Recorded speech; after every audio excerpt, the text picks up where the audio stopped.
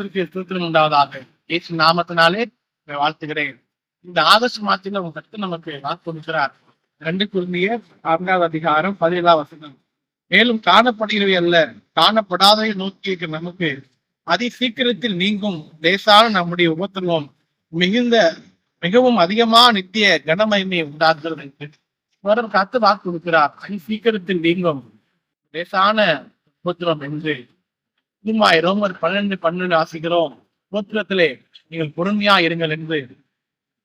ஏதோ ஒரு உபத்திரவம் உங்களுடைய குடும்பத்தை உங்களை பின்பற்றலாம். யாரென்று நீங்கள் உபத்திரப்படுகிறீர்கள் சொல்கிறார். உங்களுடைய உபத்திரவம் நீங்கி நீங்கள் குணமா இருப்பீர்கள்.